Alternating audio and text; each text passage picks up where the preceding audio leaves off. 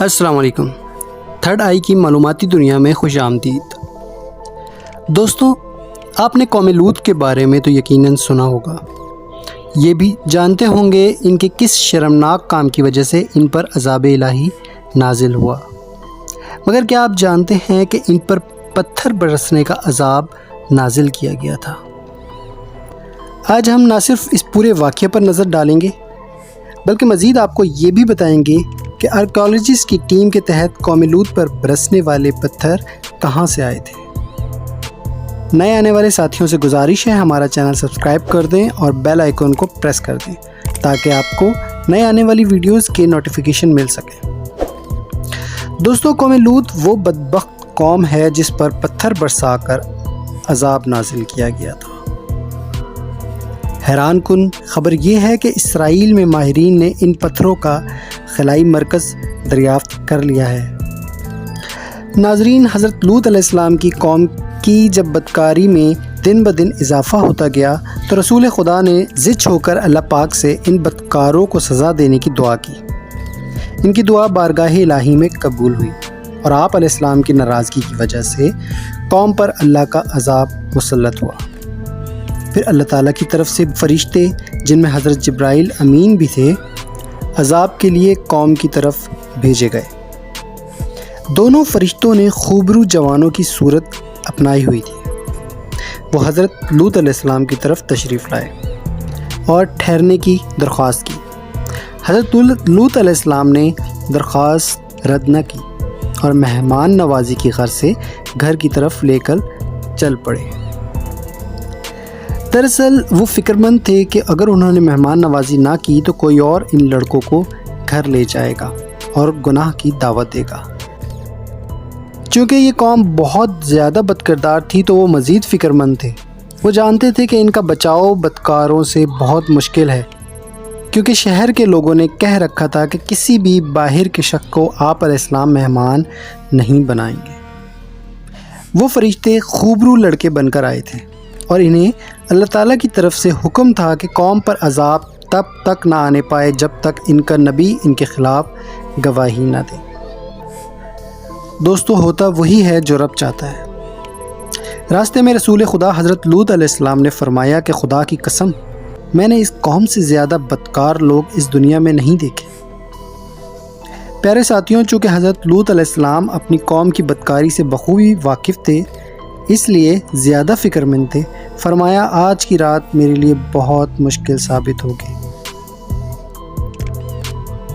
دوسری طرف حضرت لوط علیہ السلام کی بیوی اپنی قوم کی طرفدار تھی۔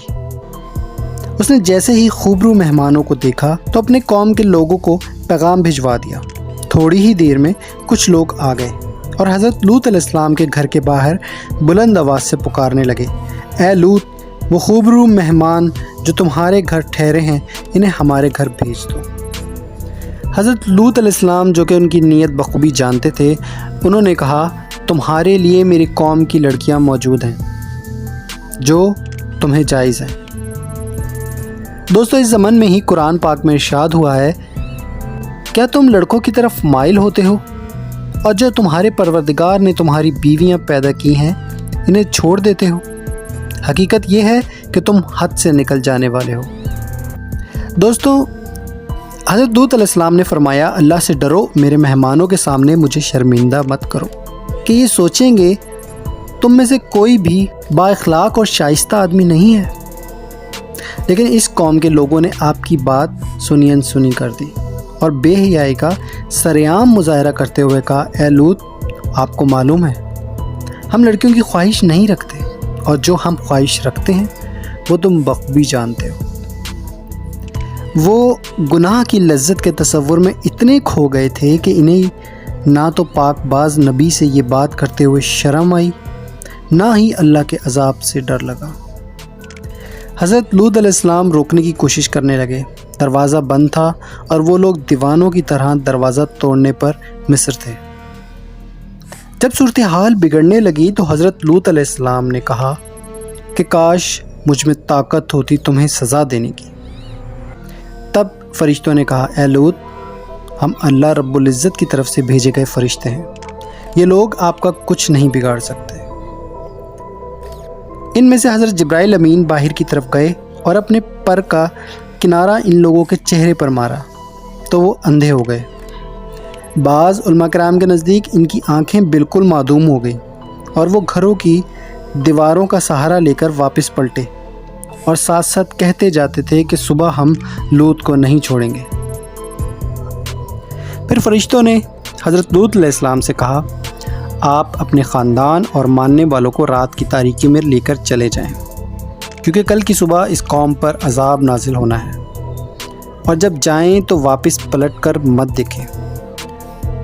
حضرت لوط علیہ السلام شہر سے نکلے تو ان کی بیٹیاں اور بیوی بھی ساتھ تھی۔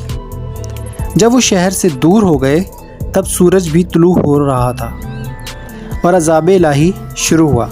ارشاد قدسی ہے، اور ہم نے قوم لوط پر جب عذاب بھیجا تو انہیں پلٹ کر رکھ دیا اور ان پر تہ در تہ پتھر برسائے، یعنی اللہ تعالیٰ نے ان کی بستی کو الٹ دیا اور پھر پتھروں کی بارش کر دی، جس کی وجہ سے پوری بستی صفائے ہستی سے مٹ گئی تھی۔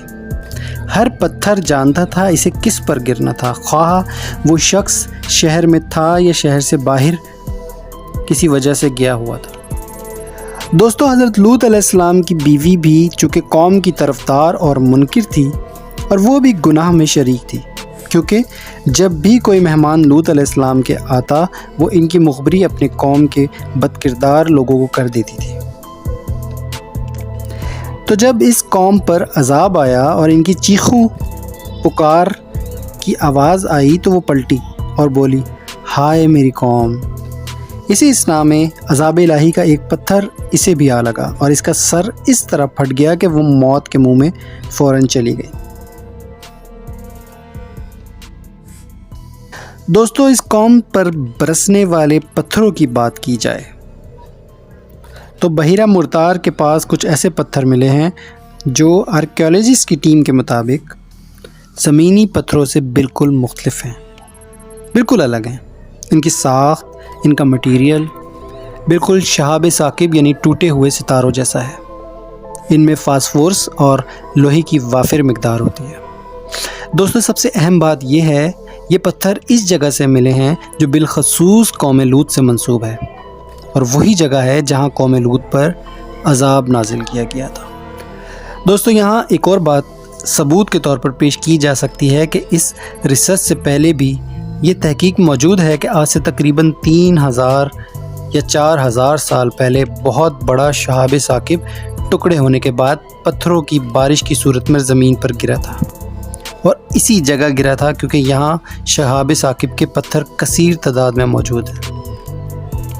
بہرکیف آرکیالوجسٹ کی ٹیم کا کہنا ہے کہ اس تحقیق سے کوئی مذہبی بات نہ نکالی جائے، مگر دوستو اگر ہم گراؤنڈ ریئلٹی کو دیکھیں اور ملنے والے پتھروں کی جگہ اور تحقیق دانوں کے ریسرچ نوٹ کو دیکھیں اور قرآن پاک میں قوم لوط کے واقعے اور عذاب پر غور کریں تو کڑی سے کڑی خود مل جاتی ہے اور ہمیں بتاتی ہے کہ یہ شہاب ثاقب کے وہی پتھر ہیں جو قوم لوط پر نازل ہوئے۔ بہرکیف حتمی طور پر فیصلہ نہیں کیا جا سکتا۔ آپ کو آج کی انفارمیٹیو ویڈیو کیسی لگی کمنٹ میں ضرور بتائیے گا، اور ہمیں اس طرح سپورٹ کرتے رہیں۔ شکریہ۔